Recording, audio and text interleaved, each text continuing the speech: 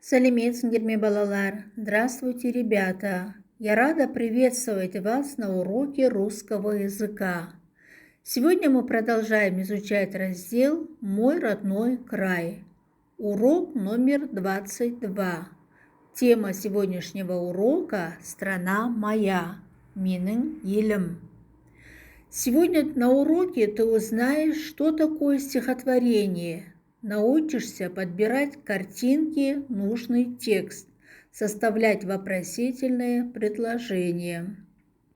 Упражнение номер 1. Послушайте стихотворение. О чем оно?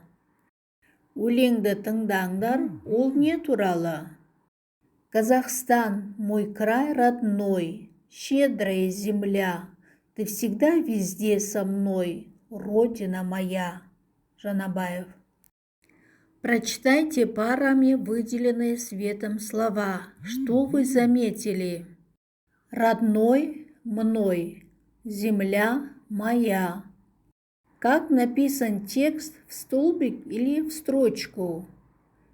Текст написан в столбик. Стихотворение – это текст, в котором есть рифма. Рифма – это созвучие окончаний стихотворных строк. Стихотворение пишется в столбик. Рифма қазақша ұйқас. В этом стихотворении рифма «родной мной, земля моя». Стихотворение написано в столбик. Упражнение номер 2. Прочитай слова. Какие из них рифмуются между собой? Сөздерді оқып, қандай сөздерде ұйқас бар екенін атаңдар.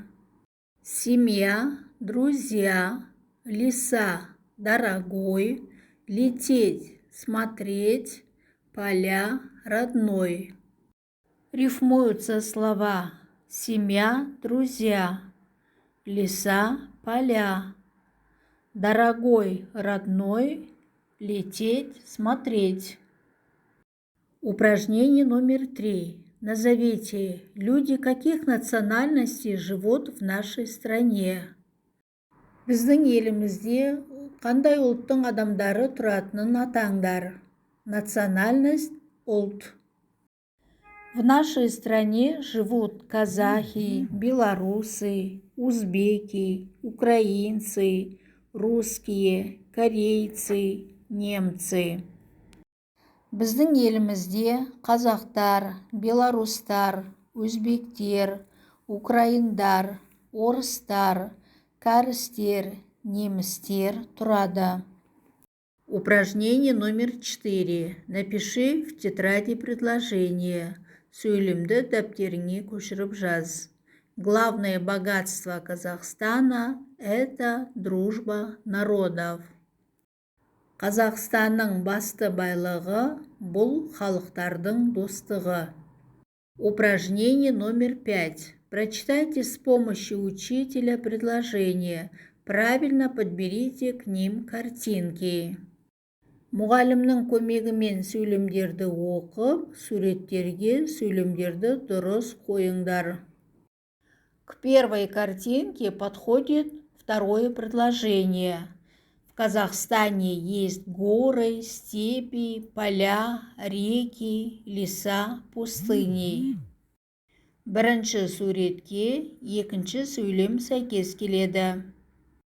Қазақстанда таулар, далалар, өрістер, өзендер, ормандар, шөл далалар бар. Ко второй картинке подходит первое предложение. В Казахстане живут щедрые и гостеприимные люди. Қазақстанда жомарт және қонақжайлы адамдар тұрады. Упражнение номер 6. Подбери к словам предметам слова-признаки. Слова подсказки. Добрый, крепкая, богатый, любимый. Верная дружба, крепкая дружба. Гостеприимный народ, добрый народ. Родной край, любимый край. Составь вопросительное предложение со словосочетаниями. сөз тіркестерімен сұраулы сөйлем құраңдар. Первое предложение. Что такое крепкая дружба? Второе предложение. У кого верная дружба?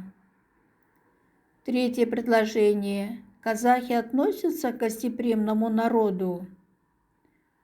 Четвертое предложение. Ты любишь свой родной край? Ребята, вы сегодня на уроке узнали, что такое стихотворение.